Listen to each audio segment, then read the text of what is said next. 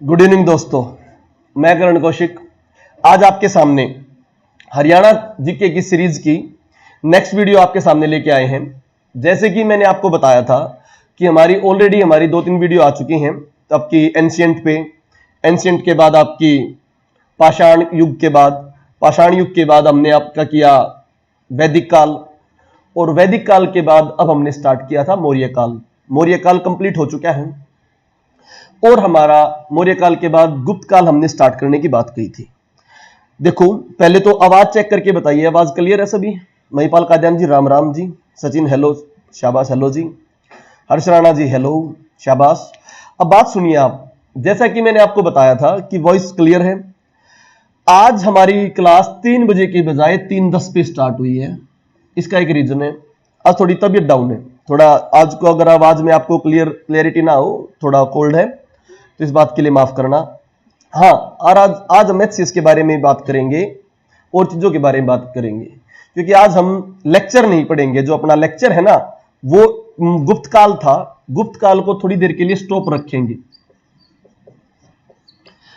क्योंकि पढ़ाने के लिए 100% एनर्जी चाहिए। जब 100% एनर्जी ना हो तो उस टाइम पर कुछ ऐसा पढ़ाया जाए जो पढ़ाई से रिलेटेड भी हो और पढ़ना किस तरीके से ये भी पता लगे। मैं आज एक स्टोरी सुनाऊंगा। उस स्टोरी में आपको गांधी जी के बारे में पता लग जाएगा कि गांधी जी क्या थे, गांधी जी का कंट्रीब्यूशन क्या था। जैसे कि एक बच्चे ने पूछा एचसीएस के बारे में, तो एचसीएस के बारे में ये पता लगेगा आपको। गांधी पे क्वेश्चन नॉमिनल है, गांधी, अंबेडकर साहब, इन पे क्वेश्चन डेफिनेटली आते हैं मेंस में, या गांधी से रिगार्डिंग आपके ऑब्जेक्टिव टाइप भी आते हैं, एसआई हो, कांस्टेबल हो, कुछ भी हो। तो आज हम गांधी जी के बारे में पढ़ेंगे। पहले बच्चे कंफर्म करें कि आज हम गांधी जी के बारे में पढ़ें या गुप्त काल से स्टार्ट करें, क्योंकि फैसला दबाव से नहीं, फैसला हमेशा चुनाव से होता है और चुनाव का निर्धारण आप लोग करोगे। तो पहले कंफर्म करो। थोड़ी आज हेल्थ में प्रॉब्लम है, तो गुप्त काल का पूरा टॉपिक स्टार्ट करें या आज आपको इंटरेस्टिंग एक स्टोरी गांधी जी से रिलेटेड बताई जाए, जो आपके एग्जाम पॉइंट ऑफ व्यू से बहुत ज्यादा इंपॉर्टेंट होगी। उसमें आपको ध्यान से सुनना होगा। बताए बच्चों पहले, और 2-3 कंडीशन है उस स्टोरी मेरी। कोई भी बच्चा और कोई कमेंट नहीं करेगा, बस आवाज की प्रॉब्लम हो तो बताए, वरना वो अगर एक बार आपने स्टोरी सुन ली तो आप कोई भी बुक उठाना, कोई भी बुक, चाहे वो आईएएस लेवल की हो, चाहे वो एचसीएस लेवल की हो, चाहे कांस्टेबल हो, चाहे एसआई हो, आपका गांधी या उससे रिलेटेड जो इवेंट्स होंगे उनको आप पढ़ोगे तो आपको इजीली समझ में आ जाएंगे। हाँ जी, बताइए फिर। हाँ, मोटिवेशनल वीडियो भी है आज का, ये मोटिवेशनल वीडियो भी होगा, सब कुछ इसमें होगा पढ़ाई से रिलेटेड। ठीक है, तो बताओ भाई, स्टार्ट करें। हाँ, सिंगला साहब ने कहा गांधी जी, राकेश सिंगला, दीपक कालरा ने भी कहा गांधी। चलो, अब सभी बच्चे थोड़ा अपने कमेंट को साइड में रख के, नीरज बेनीवाल बोले गुप्त काल पढ़ाओ जी, और सभी कह रहे गांधी। चलो, फैसला चुनाव ये कहता है कि आज गुप्त काल को छोड़ के थोड़ा गांधी जी के बारे में बताया जाए। तो अब मेरी केवल एक रिक्वेस्ट है सभी से, कोई भी ये नहीं पूछेगा बीच में एचसीएस का क्या चल रहा है, कोई ये नहीं पूछेगा सर पुलिस की भर्ती आ गई नहीं आ गई। ये मैं गारंटी देता हूं, ये लेक्चर मैं लास्ट टाइम जब कभी साथ में दोस्त वगैरह रहते थे, यूपीएससी की तैयारी करते थे, तो रात में भी जब सोते हुए भी ये लेक्चर हम डिस्कस करते थे बेड पे ही, और मैं उनको बोलता था कि तुम्हारा जो मॉडर्न हिस्ट्री है उसका क्वेश्चन नहीं रुकेगा, तुम रात को सोते हुए सुन लिया करो खाली हिस्ट्री को। तो ये लेक्चर उसी तरह का है, एक बार ध्यान से सुनिए, ठीक है, लेक्चर के बारे में।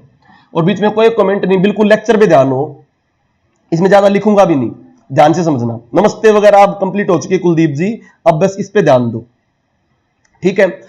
हम बात करते हैं गांधी क्या था, गांधी का क्या कंट्रीब्यूशन है हमारी आजादी में। गांधी जी सभी को पता है भाई, अफ्रीका से लौटे थे।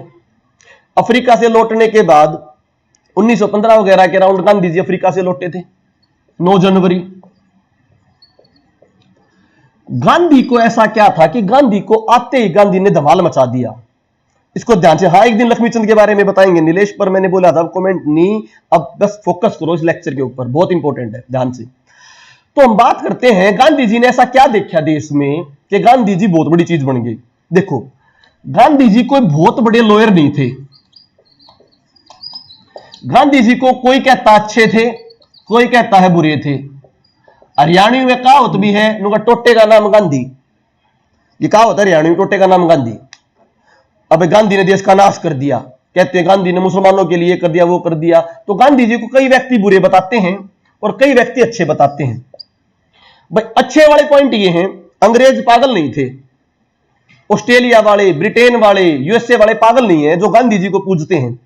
बड़े बड़े फिलोसफर, बड़े बड़े राइटर, बड़े बड़े पॉलिटिशियन गांधी जी को फॉलो करते हैं और हमारे देश में उन गांधी जी की अच्छी इमेज नहीं करते, आम जनता उनको खराब मानती है। ठीक है, ज्यादा कमेंट नहीं करो, बस डिस्टर्बेंस होता है इससे। ये अच्छी बात कर रहा है रमित जांगड़, समझो बस इस चीज को जो आपको देना चाहता हूं मैसेज।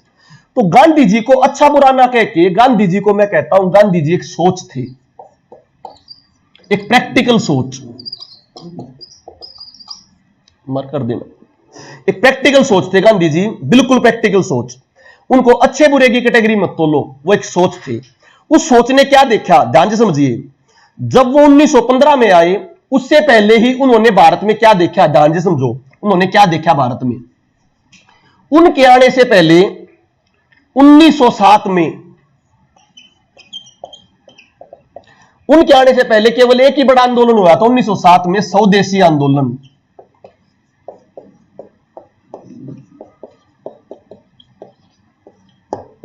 तो पेपर में कभी आ जाए, गांधी जी के आंदोलन से पहले, गांधी जी के असहयोग आंदोलन से पहले भारत में सबसे बड़ा आंदोलन उससे पहले 1907 में हुआ था, स्वदेशी।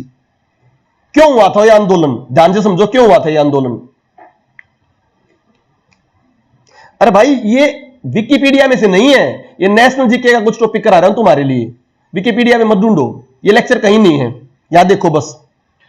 1907 में स्वदेशी आंदोलन हुआ, लेक्चर को देखो बस, और कुछ चीज पे नहीं, यहां पे बोर्ड पे तुम्हारा ध्यान हो।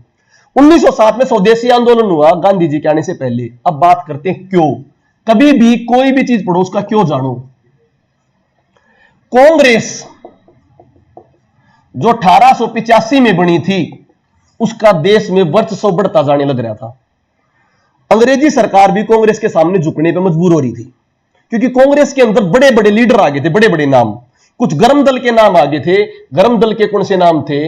लाल बाल पाल, लाला लाजपत राय, बाल गंगाधर तिलक, विपिन चंद्र पाल।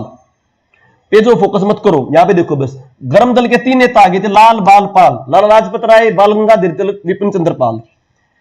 अंग्रेजों की एक बहुत बड़ी देन थी, अंग्रेजों ने भारत बनाया। उससे पहले बंगाल था, उड़ीसा था, पंजाब था, सब अलग अलग थे। अंग्रेजों ने भारत किस तरह बनाया? अंग्रेजों ने जितनी भी ये रियासतें वगैरह थी, सभी के ऊपर एक कॉमन रूल चलाया, कॉमन शासन चलाया, सभी के ऊपर बराबर के अत्याचार करे।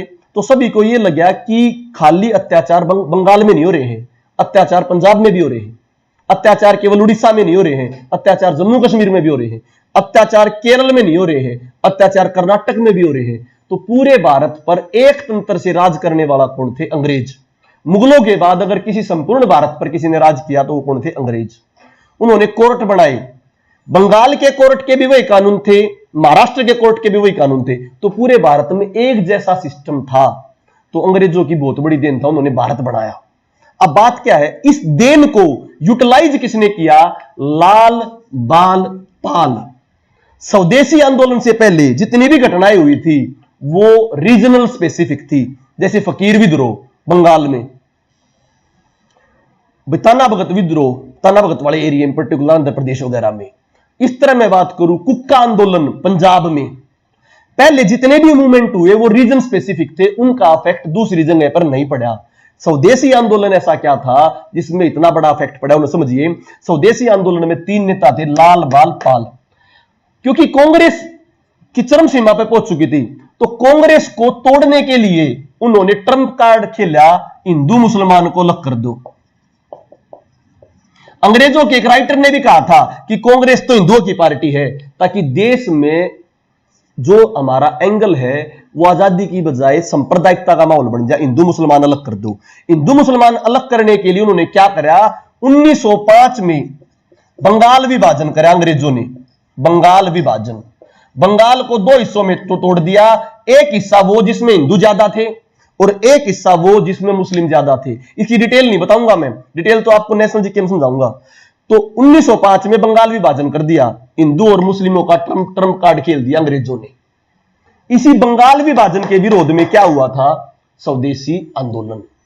इस स्वदेशी आंदोलन को चरम सीमा पर इन्होंने पहुंचाया लाल बाल पाल, क्योंकि जो लाला लाजपत राय थे वो पंजाब से थे, बाल गंगाधर तिलक महाराष्ट्र से थे, विपिन चंद्र पाल बंगाल से थे। आंदोलन तो बंगाल का, बंगाल विभाजन, परंतु पूरे देश में फैलाने का काम, उत्तरी भारत में फैलाने का काम किसने किया? लाला लाजपत राय ने। महाराष्ट्र कर्नाटक में फैलाने का काम किसने किया? बाल गंगाधर तिलक ने। और पूर्वी एरिया में फैलाने का काम किसने किया? विपिन चंद्र पाल ने। अब इन्होंने पूरा आंदोलन फैल गया, तो पहला ऐसा आंदोलन था जो एक जगह पे रह के सारे देश में फैल गया। तो गांधी जी ने पहले तो एक पॉइंट पकड़ा, यहां से गांधी जी ने क्या पॉइंट पकड़ा? ये वो आंदोलन था, अंग्रेजों ने हिंदू मुस्लिम तोड़ने चाहे, परंतु इन तीनों ने पूरे देश को जोड़ दिया और हिंदू मुस्लिमों को टूटने नहीं दिया। अंग्रेज पहली बार भारत के सामने झुके और 1911 में उनको बंगाल विभाजन क्या करना पड़ा? रद्द। हिंदू मुस्लिम एकता बरकरार रही इन तीन नेताओं की वजह से, लाल बाल पाल। और अंग्रेजों ने पूरा भारत जो बंगाल विभाजन है दोबारा रद्द किया, 1911 में एक हो गया। और गांधी जी ने क्या देखा इसमें? एक बंदे ने बहुत बड़ा रोल प्ले किया, रविंद्रनाथ टैगोर। यहां पर गांधी जी ने कलम की ताकत देखी, कलम की ताकत। रविंद्रनाथ टैगोर ने गीतांजलि नाम का काव्य संग्रह बनाया, गीतांजलि। और उस काव्य संग्रह में कहा, ना तो मैं हिंदू हूं ना मैं मुस्लिम हूं, मैं तो क्या हूं? बंगाली हूं। कि ना मैं हिंदू ना मैं मुस्लिम, तो मुझे तोड़ो मत, मैं तो बंगाली हूं। अमार सोनार बंगला की रचयिता की। और इतने बड़े मूवमेंट को रविंद्रनाथ टैगोर ने एक सूत्र में बांधा और इन कविताओं को उस समय 1913 में नोबेल प्राइज मिला। तो गांधी जी को कलम की ताकत पता लगी कि जो लिटरेचर है, ऑथर है, अगर वो बढ़िया बात लिखेंगे तो देश में फैलाएंगे तो अंग्रेज भी उस बात को मानेंगे। और अंग्रेजों के होते हुए भी रविंद्रनाथ टैगोर को बंगाल विभाजन रद्द करने की वजह से, देश में एकता फैलाने की वजह से शांति का नोबेल प्राइज मिला रविंद्रनाथ टैगोर को। तो गांधी जी ने यहां से दो बातें देखी। पहली बात तो क्या? अब देखो गांधी ने यहां से क्या सीख ली। पहली सीख ली गांधी जी ने, साइड में लिख देता हूं, हिंदू मुस्लिम एक होने चाहिए, पहली सीख। दूसरी सीख ये ली, अगर लड़ाई करते तो बंगाल विभाजन रद्द नहीं होता। अहिंसक आंदोलन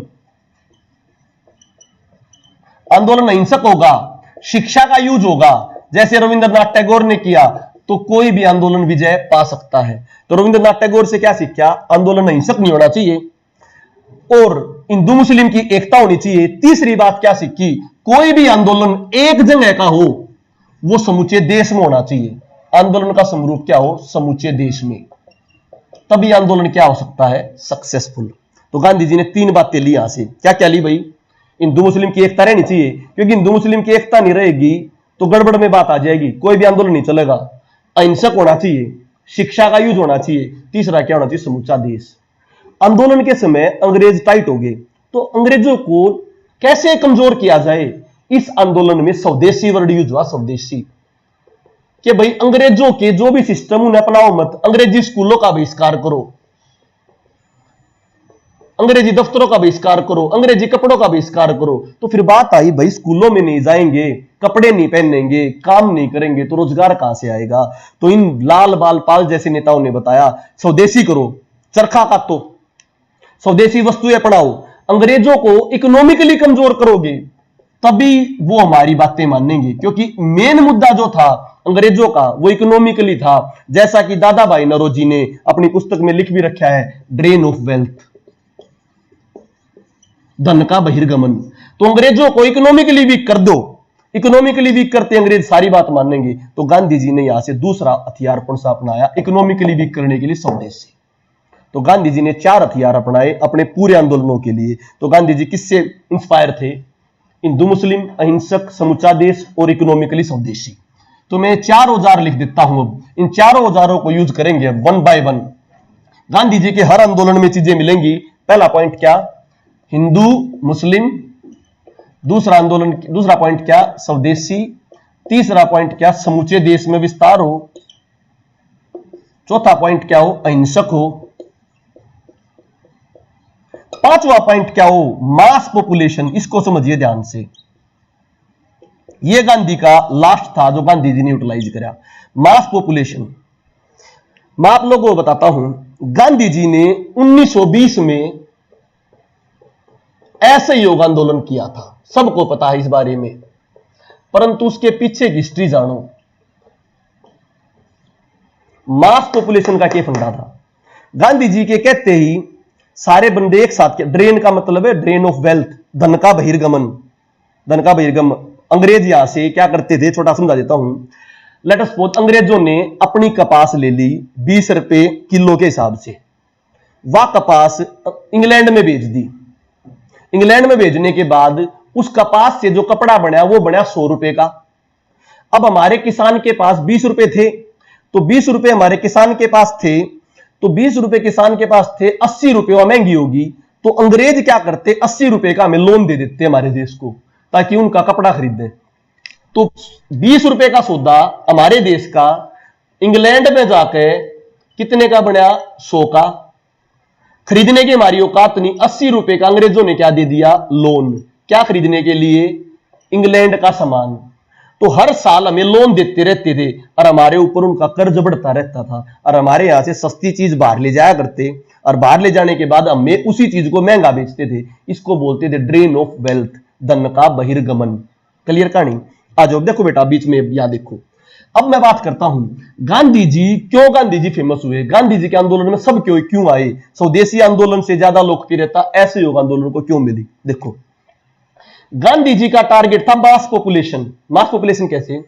1915 में आने के बाद गांधी ने 1917 में करा चंपारण। डिटेल में नहीं पढ़ाऊंगा, खाली समझो 1917 में क्या करा चंपारण। क्या था भाई चंपारण? चंपारण था किसानों के लिए, नील की खेती के ऊपर, कि नील की खेती का प्रॉपर उनको मुआवजा मिले। तो गांधी जी का चंपारण आंदोलन सक्सेसफुल रहा, क्योंकि गांधी जी ने किसका यूज किया, अहिंसा का। तो बताओ, जब भी गांधी ने किसानों का भला कर दिया, केवल बिहार के किसानों का नहीं हुआ, पूरे देश के किसानों का क्या हो गया, भला। तो किसानों का भला हो गया, तो गांधी जी जैसे बोलेंगे किसान मिनट के साथ आएंगे, नहीं आएंगे। तो गांधी जी ने मास में पहले किसको जोड़ा, किसान को। किसके थ्रू जोड़ा, चंपारण सत्याग्रह। चंपारण सत्याग्रह की पूरी उन्होंने जो नील की खेती थी उससे रिलेटेड उनको पूरा मुआवजा वगैरह दिला दिया, और सारे किसान गांधी जी के साथ हो गए। डिटेल में आराम से बताएंगे। क्लियर भाई? आ जाओ भी अगला पॉइंट, दूसरा पॉइंट अब हम करते हैं। तो किसान साथ हो गए, चंपारण। गांधी जी ने फिर अवध मिल बोनस,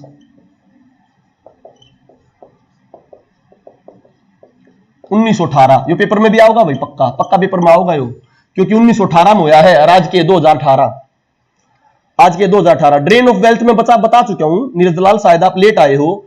धन का बहिर्गमन, हमारे पैसे को, हमारे पैसे से खरीदी गई वस्तु को हमें ज्यादा रेट पे बेचना, उनके पैसे से लोन वे देते खरीदने के लिए। हमारा पैसा इंग्लैंड में जाना क्या कहलाता है, ड्रेन ऑफ वेल्थ। थोड़े टाइम के लिए समझो, हमारा पैसा इंग्लैंड में जाना क्या कहलाता है, ड्रेन ऑफ वेल्थ। अब बात सुनिए भाई, फिर 1918 में अवध मिल बोनस, ये आएगा पेपर में, क्योंकि 2018 इसके 100 साल होने वाले हैं, बहुत इंपॉर्टेंट है। यहां पर गांधी जी ने मजदूरों को प्लेग की बीमारी फैलने की वजह से एक्स्ट्रा बोनस दिलाया, और अपने जो साथी थे बिड़ला वगैरह, टाटा वगैरह, उन्हीं के खिलाफ खड़े हो गए। तो यहां से पता लग गया गांधी अपने यार दोस्तों के नहीं, गांधी जो चीज ठीक थी उसके साथ ठीक थे, जो गलत था गलत थे। बिड़ला ने, टाटा ने, जमुना दास बजाज ने उन्हें बहुत सारे पैसे दिए थे उनके आंदोलनों की मूवमेंट के लिए, परंतु जब प्लेग की बीमारी फैली, अहमदाबाद मिल बोनस में, सॉरी अवध लिख रखा है, अहमदाबाद मिल बोनस, अहमदाबाद मिल बोनस, अहमदाबाद के व्यापारियों के वहां अहमदाबाद में प्लेग की बीमारी फैली, तो मजदूरों को एक्स्ट्रा पैसे बोनस दिलाने के लिए गांधी जी ने क्या करा, आंदोलन। और वह आंदोलन सक्सेसफुल रहा, सरकार भी झुकी और बिजनेसमैन भी झुके। तो इनकी इस बात से, लिख दिया अहमदाबाद है, ठीक है भाई, इनकी इस बात से सारे के सारे मजदूर भी किन के साथ हो गए, गांधी जी के साथ। तो दूसरा मास में कौन साथ हो गया, गांधी। मजदूरों में पुरुष भी थे और महिलाएं भी थी। इस प्रकार गांधी जी ने अपने साथ जोड़े। फिर गांधी जी ने खेड़ा सत्याग्रह करा किसानों के लिए। तो खेड़ा सत्याग्रह में भी कौन साथ हो गए, किसान। गांधी जी ने महिलाओं के उत्थान के लिए कार्य किए, तो कौन साथ होगी, महिलाएं। गांधी जी ने हरिजनों के लिए काम करे, तो वहां से कौन सा वर्ग शामिल हो गया, दलित। तो गांधी जी जब भी कुछ करेंगे तो ये चारों पांचों किसके क्या हो जाएंगे? गांधी जी के साथ। अब बहुत बार एक चीज पूछी जाती है, बहुत बच्चे कहते हैं, हरियाणवी में मजाक के तौर पे भी क्या अगर अनुला भगत सिंह के लठ लगे, लाला लाजपत राय के लगे, बाल गंगाधर तिलक पिटे, नेहरू भी पिटा, पर गांधी जी को कभी जिंदगी में पुलिस वालों ने हाथ नहीं उठाया, क्योंकि गांधी जी अंग्रेजों के खास थे। उसका एक रीजन था, वो अंग्रेजों के खास नहीं थे, उसका रीजन समझो ध्यान से। अब क्या हुआ, तो मैंने ये समझाया गांधी जब भी कोई आंदोलन करेगा इनका यूज करेगा और ये उसके क्या होंगे? साथ। अब समझो ऐसे योग आंदोलन को कैसे उसकी भूमिका तैयार होती है, ऐसे योग आंदोलन की।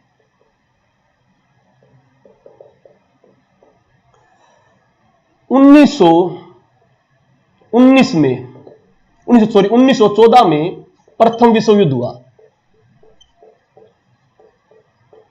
वो किसके साथ हुआ, क्या हुआ, इतना मैटर मत करो, तुम थोड़ा भी ध्यान रखो। एक तरफ तो जर्मनी तुर्की वगैरह थे, मैंने बोला फैक्टों पे ध्यान मत देना, वो आराम से कराऊंगा डिटेल में। एक तरफ तो जर्मनी और तुर्की वगैरह थे, एक तरफ इंग्लैंड फ्रांस वगैरह थी। इंग्लैंड छोटा आदेश है, फ्रांस छोटा आदेश है, तो उनके पास लड़ने के लिए सैनिक नहीं थे। विश्व युद्ध हो गया तो लड़ने के लिए क्या चाहिए? सैनिक। भाई लड़ने के लिए सैनिक चाहिए, तो भारत में किसका राज था? इंग्लैंड का।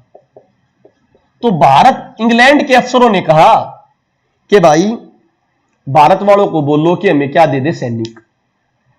और रंगरूठ मूवी भी है उसकी, दलजीत दोसांझ की, इसके ऊपर। तो भाई इंग्लैंड वाले अफसरों ने कहा भारतीय सैनिकों को कि तुम युद्ध में शामिल हो जाओ, पर भारतीय ने बोले तुम तुम्हारे ऊपर अत्याचार करो, हम तुम्हारे युद्ध में शामिल नहीं होंगे। तो फिर वो बड़े बड़े नेताओं के पास गए, जैसे वो किस नेताओं के पास गए ध्यान से समझो, सैनिकों को इकट्ठा कराने के लिए प्रथम विश्व, वो गांधी के पास आए, बाल गंगाधर तिलक के पास आए, क्योंकि ये वो नेता थे जिनके कहते ही सब कुछ इकट्ठा हो जाया करता। बताया था ना मैंने, लाल बाल पाल महात्मा गांधी। तो गांधी नए नए आए थे, ये 1914 की बात नहीं है, बीच की बात 1917-18 की, बीच में युद्ध में ज्यादा रिक्वायरमेंट पड़ गई थी जब। तो क्या हुआ, गांधी और बाल गंगाधर तिलक के पास गए और उनको कहा कि सैनिकों को बोलो कि हमारे युद्ध में क्या हो जाए? शामिल। गांधी और बाल गंगाधर तिलक ने कहा कि भाई हम क्यों तुम्हारे लिए वो करें, जबरदस्ती कुछ सैनिक तो मिला दिए थे, फोर्सफुल एंट्री हुई थी, उसके बाद आगे बीच में लड़ाई जब कम पड़ी थी उसकी बात कर रहा हूं मैं, पहली बार की बात कर रहे हैं। बीच में तो हमारे सैनिक तो आधे तो आर्मी में थे, वो तो फोर्सफुली हो गए, बीच में जब उन्हें जरूरत पड़ी थी, जर्मनी हैवी हो रहा था, उस टाइम जब एक्स्ट्रा सैनिक की जरूरत पड़ी, जब की बात है गांधी और बाल गंगाधर तिलक के पास आए कि भाई युद्ध में सैनिक दो। गांधी और बाल गंगाधर तिलक ने कहा जी युद्ध खत्म होने के बाद तुम क्या करोगे हमारे लिए? युद्ध खत्म होने के बाद क्या करोगे? वो बोले जैसे युद्ध खत्म होगा हम तुम्हारे लिए सुधार लेके आएंगे, युद्ध खत्म होते सुधार लेके आएंगे। भाई युद्ध खत्म भी हुआ था 1919 में, अब यहां पर उनकी टारगेट है वो क्या करेंगे कि सुधार लेके आएंगे, ये बात बोल दी भाई। अब बात क्या होती है, गांधी ने और बाल गंगाधर तिलक ने उनके लिए सैनिक इकट्ठे करे, इसीलिए गांधी और बाल गंगाधर तिलक को कहते हैं सर्जेंट। और यहीं पर गांधी जी को उन्होंने उपाधियां दी थी केसरे हिंद,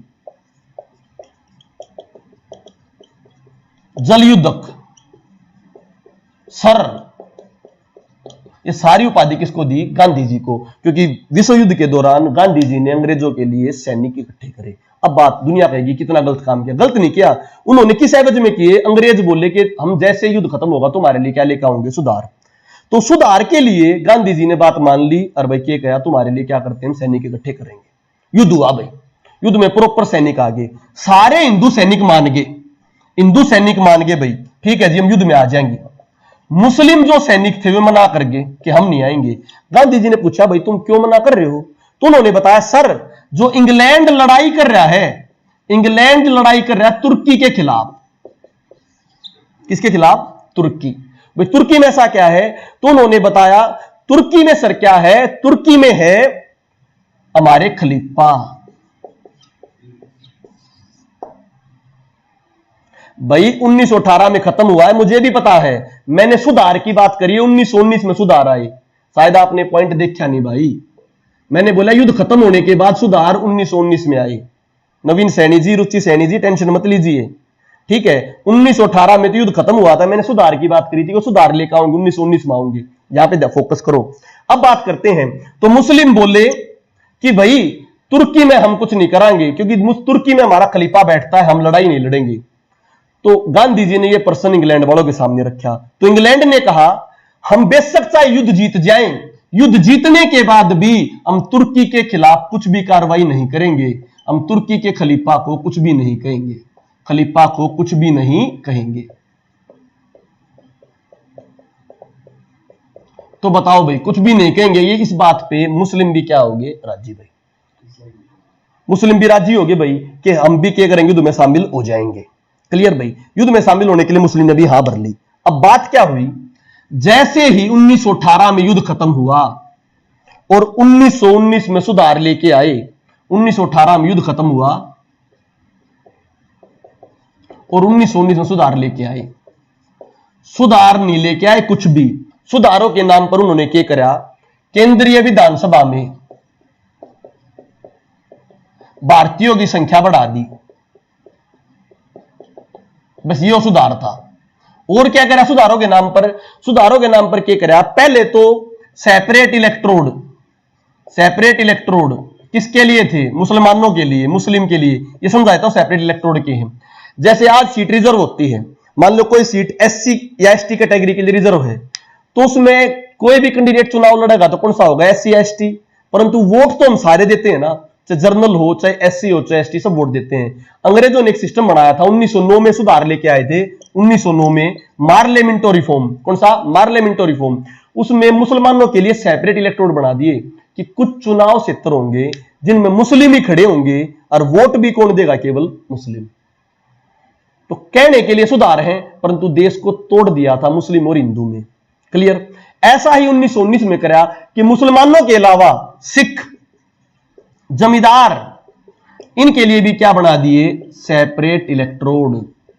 तो बताओ सुधार करे या गलत किया, गलत किया, देश को तोड़ने का काम किया। और बोला सुधार कि भाई ये कम है, सर ये कम है, इस चीज को भाई बोलने की बात करें। हाँ, मैं मॉडरेट्स वगैरह की बात नहीं करूंगा रुचि सैनी जी, क्योंकि मैं गांधी के बारे में बता रहा हूं, मुझे भी पता है 1919 में मॉडरेट्स उन सुधारों को मान गए थे, सुरेंद्रनाथ बनर्जी वगैरह की पार्टी, और आराम से बनाएंगे, आराम से आपको बताएंगे, क्लियर समझते जाना, बस इस पूरे लेक्चर को सुनो, जब आपको क्लियर हो जाएगा। तो सिखों को और सेपरेट इलेक्ट्रोड की बात करी तो सुधारों के नाम पर कुछ भी नहीं करा, बल्कि देश में और गलत कर दिया। तो सुधारों के नाम से जो गलत किया, इससे कौन रुष्ट हो गए, इससे रुष्ट हो गए पढ़े लिखे, पढ़े लिखे रुष्ट हो गए, और पढ़े लिखे के ऊपर पढ़े लिखे धरना देने लगे।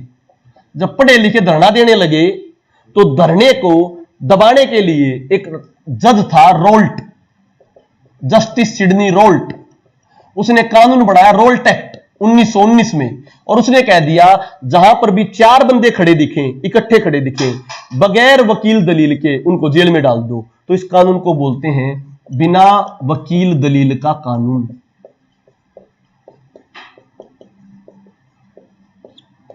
तो पढ़े लिखे को सभी को अरेस्ट करते चले गए बिना वकील दलील का कानून 1919 में, क्योंकि सुधार हो ही नहीं, सारे परेशान हो गए और सारों को क्या कर दिया भाई, जेल में डालने की बात कर दी। तो अब मुझे बताओ यहां से कौन खफा हो गए, पढ़े लिखे। अब आओ आगे चलो भाई, जब ये पढ़े लिखे खफा हो गए, एक तो ये खफा थे पढ़े लिखे, किसकी वजह से, रोल्ट एक्ट, पढ़े लिखे ऊपर मैंने दिया रोल्ट एक्ट। दूसरा, युद्ध की मस्ती में चूर होकर अंग्रेजों ने तुर्की के खलीफा को, तुर्की को 2 भागों में बांट दिया। कौन सी संधि, सीवर्स की संधि। सीवर्स की संधि के तहत तुर्की को 2 भागों में बांट दिया। तो बताओ, जो उन्होंने पहले कहा था, जो उन्होंने पहले एक बात कही थी, क्या कही थी उन्होंने पहले बात, कि भाई युद्ध के बाद हम मुसलमान के खलीफा कुछ नहीं कहेंगे, अंग्रेज अपनी बात पे रही, तुर्की को 2 भागों में तोड़ दिया। तो यहां से मुसलमान उनके खिलाफ हो गए और मुसलमानों ने कौन सा आंदोलन चला दिया, खिलाफत। तो मुसलमान क्यों हो गए भाई, मुसलमान क्यों खिलाफ हो गए उनके, क्योंकि उन्होंने कौन सा आंदोलन चला दिया, खिलाफत, क्योंकि उन्होंने जो तुर्की का खलीफा था उनको 2 भागों में बांट दिया, तो खिलाफत आंदोलन चल पड़ा। क्लियर कहानी। तो अब हमारे देश में 2 धाराएं होगी, एक तो पढ़े लिखे होंगे मुसलमान, पढ़े लिखे होंगे और मुसलमान, ये दोनों किसके खिलाफ है, अंग्रेजों के। पढ़े लिखे क्यों खिलाफ हैं, रोल्ट एक्ट की वजह से। मुसलमान क्यों खिलाफ हैं, खिलाफत आंदोलन, तुर्की को तोड़ दिया। तीसरा पॉइंट क्या हुआ, तीसरा पॉइंट 1919 में शांतिपूर्वक एक धरना था जलियांवाला बाग में, जलियांवाला बाग हत्याकांड। यहां पर भाई निहत्थों पर जनरल डायर ने गोली चला दी, तो वहां से भी देश में क्या पैदा हो गया, रोष। यहां से कौन खिलाफ हो गया अंग्रेजों के, हिंदू और सिख। अब बताओ 1919 के गर्मा गर्म माहौल में सब कोई खिलाफ हो रहे नहीं हो रहे, पढ़े लिखे क्यों खिलाफ हो रहे हैं, रोल्ट एक्ट, बिना वकील दलील का कानून। मुस्लिम क्यों खिलाफ हो रहे हैं, खिलाफत। और भाई हिंदू और सिख क्यों खिलाफ हो रहे हैं, जलियांवाला बाग हत्याकांड।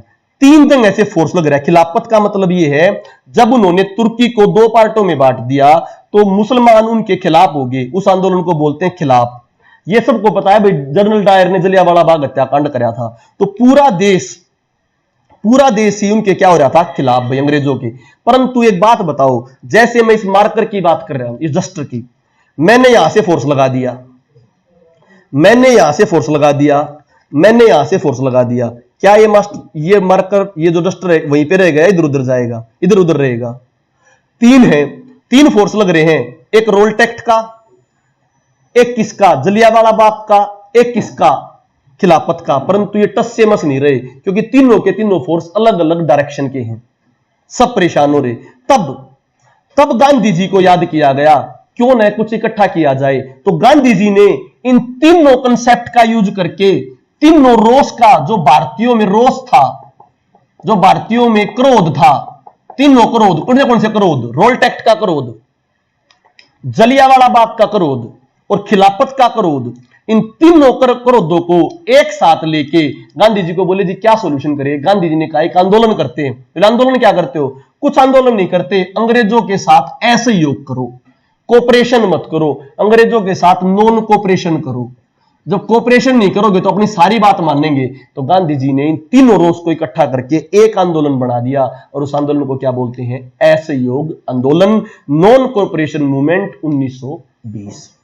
तो नॉन कोऑपरेशन मूवमेंट की जो परिभाषा थी, जो उसका पिछले वाला स्तर था, वो तीनों रोषों को इकट्ठा कराया, किसको, खिलाफत को, जलियांवाला बाग को, पढ़े लिखों को। अब सुनिए, उसमें सब कोई शामिल हो गए। क्यों बड़ा आंदोलन हुआ, पढ़े लिखे क्यों रुष्ट थे, रोल्ट एक्ट की वजह से, मुस्लिम क्यों रुष्ट थे, खिलाफत की वजह से, और जलियांवाला बाग से कौन रुष्ट थे, हिंदू और सिख।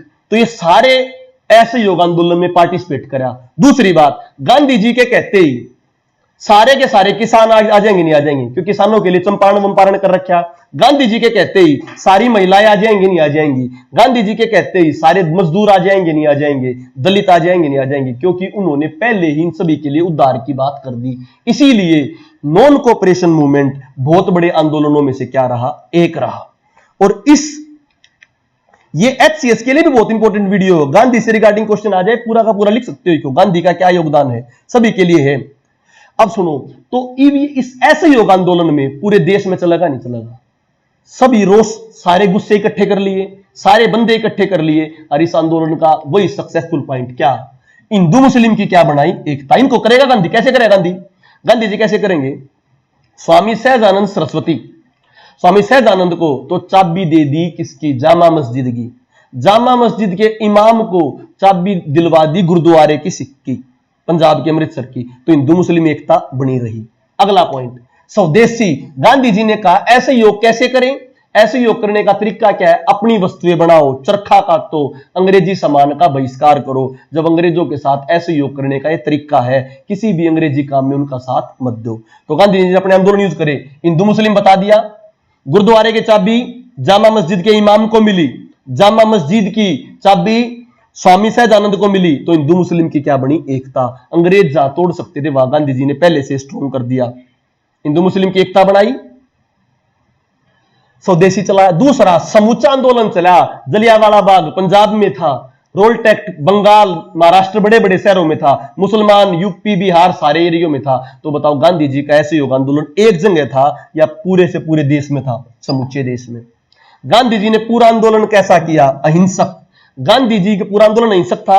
गांधी जी के आंदोलन में एक वर्ग था या सारे वर्ग शामिल थे, किसान भी, मजदूर भी, महिलाएं भी, दलित भी, रोल्ट भी, जलियांवाला बाग भी। इस तरह मेंस में भी क्वेश्चन आ जाए, आप लिख सकते हो पांचों एंगल को, कि गांधी जी के 5 हथियार थे और 5 हथियार उन्होंने किस तरह अपने आंदोलन में यूज करे। हिंदू मुस्लिम में बता दोगे भी, चाबी वाला कंसेप्ट, स्वदेशी में बता दोगे भी, चरखा काटना, ऐसे योग नहीं करना। समूचे देश में बता दोगे जलियांवाला बाग कहां हुआ, खिलाफत कहां था, रोल टेक्ट कहां था। अहिंसक आंदोलन था, मास पॉपुलेशन को यूटिलाइज किया। अब बहुत बंदे बोलते हैं चोरा चोरी की हत्याकांड हुई तो गांधी ने आंदोलन वापस लिया। इसके पीछे की भी कहानी है, बहुत जान समझो। अब मैं बताता हूं 1922 में चोरा चोरी हत्याकांड हुआ। चोरा चोरी, गांधी जी ने चोरा चोरी में पुलिस स्टेशन को जला दिया भाई भीड़ ने। तो गांधी आंदोलन क्या हो गया? हिंसक। गांधी जी ने तभी कहा मैं मर जाऊंगा परंतु आंदोलन को अहिंसक हिंसक नहीं होने दूंगा। गांधी जी ने आंदोलन वापस ले लिया।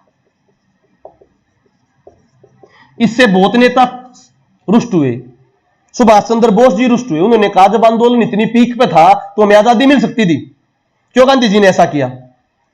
भगत सिंह यंग थे, यंग बच्चे थे, उन्होंने भी कहा कि भाई हमें आजादी मिल सकती थी, ये क्यों नहीं किया? बहुत सारे बंदे गांधी की सोच से अलग हो गए।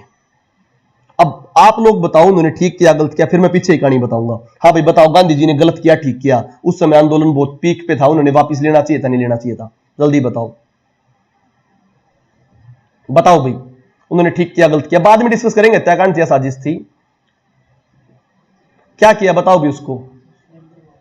अच्छा दूसरा भैया इतनी मेहनत चल रही है, देखो एक बात तो अच्छी लगी, जुकाम भी फील नहीं हुआ मुझे ये लेक्चर देने के बाद। भाई अगर किसी को अच्छा लगे तो इसको लाइक सब्सक्राइब जरूर किया करो भाई। हाँ तारीख यार 5 Feb 1922, उसको लेट इट बी, ठीक है 12 को वापिस उसको छोड़ो तुम, वो बाद में आराम से बताएंगे। पहले जो मैंने ये बताओ ठीक किया गलत किया वापिस लेके। भाई भगत सिंह, भाई क्या नाम है तुम्हारे, सुभाष चंद्र बोस, सब खपा थे, जवाहरलाल नेहरू खपा थे, गलत किया। तो आपकी नजर में क्या? गलत गलत ठीक गलत। और अच्छा उनको समझा किया था। ओके ओके चलो मेजोरिटी क्या कह रही है? गलत किया। अब हम इसकी बात समझे, ध्यान से समझना, ध्यान से समझना। अब आराम से बात बता रहा हूं एक, ध्यान से समझना। गलत। अब भाई सब ने कहा गलत किया, अब पीछे एक कहानी सुनो। एक छोटा एग्जांपल देता हूं, ध्यान से बताना। छोटा एग्जांपल देता हूं एक, जाट आंदोलन हुआ, प्रथम जाट आंदोलन हुआ। प्रथम जाट आंदोलन के टाइम पर हमारी पुलिस प्रशासन फेल हो गया। तो इतने बड़े लेवल पे हुआ था तो जाट समाज को आरक्षण मिल सकता था। इसे बहस नहीं करनी, केवल समझना टॉपिक को। जाट समाज को क्या मिल सकता था? आरक्षण मिल सकता था। तो द्वितीय जब जाट आंदोलन हुआ तो वो अगर हिंसक हो जाता तो क्या पता क्या आरक्षण मिल ही जाता आपके कहने के मुताबिक। परंतु द्वितीय जाट आंदोलन के समय सभी जाट नेताओं को यह पता था कि सरकार तैयारी कर चुकी है और सरकार प्रॉपर तैयारी में है। अगर अब की बार आंदोलन हुआ तो बच्चों को अरेस्ट कर लेंगे, जेलों में भर देंगे, क्योंकि सरकार ने पूरी तैयारी कर ली थी। इसीलिए द्वितीय जाट आंदोलन शांतिपूर्वक हुआ। अब मैं इसका कनेक्शन समझाता हूं आपको, ध्यान से समझना। द्वितीय जाट आंदोलन शांतिपूर्वक होने का क्या बेनिफिट रहा समझो। जब 1920 से लेकर 1922 तक इंग्लैंड में डेली मीटिंग होती, क्योंकि इससे पहले कोई आंदोलन नहीं हुआ इतना बड़ा। उनको यह डर लग गया कहीं ये लड़ाई ना कर बैठे, कहीं ये झगड़े का रूप ना ले ले और एकदम से हमारे हाथ से भारत ना निकल जा। तो उन्होंने क्या करा, अंग्रेजों ने सलाह बना ली थी कि जैसे हमें बहाना मिलेगा, जैसे ही आंदोलन हिंसक होगा, वैसे ही हम यहां पर फौज उतार देंगे। अब समझो बात को ध्यान से, क्या उतार देंगे? फौज। फौज में कौन है? अंग्रेज या भारतीय? भारतीय। वही भारतीय फौजी उन्हीं भारतीय भाइयों को मारते, क्योंकि फौज उतारने की प्लानिंग कर ली थी। एक फौजी जो अफसर होंगे वो इंग्लैंड तो होते, सारे फौजी भारतीय होते और इतना बड़ा मारकाट होता। और उस मारकाट के बाद हमारा भारत दोबारा दब जाता और कभी फ्यूचर में कोई भी आंदोलन नहीं करता। तो गांधी जी को इसका पता लग गया था कि अंग्रेज खुद चाहते हैं कि आंदोलन कैसा हो जाए? हिंसक, और हिंसक होते फौज उतार देंगे। गांधी जी ने अंग्रेजों की प्लानिंग फेल कर दी। गांधी जी ने अंग्रेजों की प्लानिंग कैसे फेल कर दी? जैसे आंदोलन को हिंसक रूप लिया, गांधी जी ने खुद ले लिया। क्योंकि अभी कभी आप पढ़ोगे ना अच्छी तरह तो आपको पता लगेगा, आंदोलन का एक ग्राफ होता है। ये होता है आंदोलन का ग्राफ। स्टार्टिंग में थोड़ा एकदम से आंदोलन पीक पकड़ेगा, पीक, और फिर आंदोलन क्या हो जाता है? डिक्लाइन। गांधी जी को पता लग गया था कि 1922 में आंदोलन पीक पे है, अब आंदोलन क्या होता जाएगा? डाउन। तो किसी चीज को खुद गलत होने की बजाय, जैसे जाट आरक्षण था, जाट आरक्षण में सरकार को, जाट नेताओं को पता लग गया था कि आंदोलन में सरकार सख्ती बरतने वाली है, इसीलिए सरकार ने आंदोलन बंद नहीं करा, जाटों ने खुद आंदोलन क्या कर दिया, बंद, क्योंकि उन्हें पता लग गया था आंदोलन पीक पे है, इसके बाद आंदोलन क्या हो जाएगा, कमजोर। यही रणनीति किसने अपनाई थी, गांधी जी ने, और गांधी जी ने बगैर अंग्रेजों के कहे खुद आंदोलन क्या ले लिया, वापिस। इसी के बलबूते, क्योंकि उन्होंने खुद आंदोलन वापिस ले लिया, इसी के बलबूते गांधी जी सविनय अवज्ञा आंदोलन कर पाए, गांधी जी भारत छोड़ो आंदोलन कर पाए। अगर उस समय आंदोलन रहता इन सब, तो अंग्रेज इतने तगड़े दबा देते, कभी भी कोई भारतीय आंदोलन करने की नहीं सोचता। यह गांधी जी की देन थी कि गांधी जी ने आंदोलन को वापस ले लिया। Clear to you? तो गांधी जी ने वहां पर गलत नहीं किया, गांधी जी ने उस समय देश के अकॉर्डिंग जो उन्हें इंफॉर्मेशन मिली उसके भी आप पे क्या किया, बेस्ट, क्योंकि आंदोलन वो चला रहे थे, उन्हें पता था कि आंदोलन पीक पे है। कोई भी आदमी 1 महीने 2 महीने 1 साल 2 साल आंदोलन कर सके, अगर उन्हें आजादी नहीं मिले तो आंदोलन कम होता जाया करे। अन्ना हजारे को देख लो, अन्ना हजारे ने लोकपाल बिल के लिए बनाया, एक बार इतने बंदे इकट्ठे हो गए, तो लोकपाल बिल नहीं आया ना अगर प्रॉपर वे में, तो दोबारा अगर अन्ना हजारे इकट्ठे होंगे तो इतने बंदे इकट्ठे नहीं होंगे। आज दोबारा जाट आरक्षण कराओ, इतना तगड़ा आंदोलन नहीं होगा, क्योंकि आंदोलन एक बार ही पीक पे होता है। तो गांधी जी भली बात ही जानते थे, अगर मैं आंदोलन सरकार ने दबाया तो कभी भी आंदोलन पीक पे नहीं पहुंचेगा। इसका मैं लाइव एग्जांपल आपको बताता हूं हिस्ट्री के पॉइंट ऑफ व्यू से, जब ये बाद में डिटेल में पढ़ाऊंगा। गांधी जी ने 1930 में कराया सविनय अवज्ञा आंदोलन, सविनय अवज्ञा आंदोलन, सिविल डिसोबीडियंस मूवमेंट। 1931 में गांधी इरविन समझौता, थोड़ा समझौता, गांधी इरविन समझौता, जो नेक्स्ट लेक्चर में डिटेल में पढ़ाएंगे आपको। गांधी इरविन समझौते के तहत सविनय अवज्ञा आंदोलन वापस ले लिया, और गांधी जी ने कुछ मांगे रखी, और इंग्लैंड सरकार ने उनकी सारी जो मांगे थी, सारी की सारी मांगे इंग्लैंड सरकार ने नकार दी। आंदोलन पीक पे था, गांधी जी ने उनके आंदोलन की बात मान ली, गांधी इरविन समझौता। इंग्लैंड में गए राउंड टेबल कॉन्फ्रेंस में, सारी मांगे नहीं मानी, तो गांधी जी ने 1932 में आके सविनय अवज्ञा आंदोलन पार्ट 2 स्टार्ट करा। अवज्ञा आंदोलन पार्ट 2 नहीं हुए इकट्ठे बंदे, एक भी बंदा इकट्ठा नहीं होया, क्योंकि गांधी ने यह आंदोलन खुद वापस लिया था बगैर किसी शर्त के। तो इसीलिए आंदोलन एक बार होते हैं, अगर सरकार उनको दबा दे तो दोबारा कभी भी आंदोलन पीक पे नहीं होगा, इसीलिए गांधी जी ने खुद आंदोलन ले लिया। बात समझ आई? ये और जो बातें आपकी, आज हमने ऐसे योग आंदोलन तक गांधी के बारे में पढ़ा। नेक्स्ट लेक्चर में कभी अपने गुप्त काल वगैरह ही पढ़ाएंगे हम। नेक्स्ट लेक्चर में फिर कभी जब कोई मूड होगा, अच्छी टाइम होगा, तो आपको ये जो सविनय ऐसे योग आंदोलन से ऊपर वाला जो आंदोलन है, उत्तर वाला सविनय अवज्ञा आंदोलन, भारत छोड़ो आंदोलन, उनके बारे में, गांधी जी के बारे में बताएंगे। क्लियर टू यू भाई? अब देखो भाई, अब अगर वीडियो अच्छी लगे इसको लाइक करो, सब्सक्राइब करो, शेयर करो। मैं नहीं कहता इस वीडियो को अगर आप बताओगे तो आप मेंस एचसीएस के पॉइंट ऑफ व्यू से जो मेंस के क्वेश्चन है वो लिख पाओगे। आप किसी भी बुक को पढ़ोगे वो आपको सारी बुक समझ में आ जाएगी, सब कुछ बताएंगे। देशवाल साहब 5 मार्च 1931 क्या था, 23 मार्च 1931 क्या था, सविनय अवज्ञा आंदोलन क्या था, वो पार्ट 2 में आपको डिटेल में पढ़ाया जाएगा। आज तक मैंने कहां तक पढ़ाया है, ऐसे योग आंदोलन चोरा चोरी तक। हाँ, लक्ष्मीचंद के बारे में कभी पूरी डिटेल में बताएंगे पंकज सिंह जी, टेंशन मत लो, ठीक है। अच्छा, ये बच्चा बोल रहा है कि सर आगे करवा दो, पूरा का पूरा बता दो कि भाई देखो भाई पहले तबीयत खराब है, आज इतना काफी है, ठीक है, उसके बाद वो डिटेल बता देंगे आपको, कोई टेंशन नहीं है। संविधान पे भी लेक्चर कभी देंगे, जैसे कभी लगातार कभी हिस्ट्री एंशिएंट वगैरह चलती रहेगी ना, उसी दिन कभी मूड करके कभी स्पेशल क्लास ऑर्गेनाइज किया करेंगे भाई, 2 घंटे की पॉलिटी के ऊपर, कॉन्स्टिट्यूशन के ऊपर, टॉपिक पहले बता दिया कराएंगे, ठीक है भाई।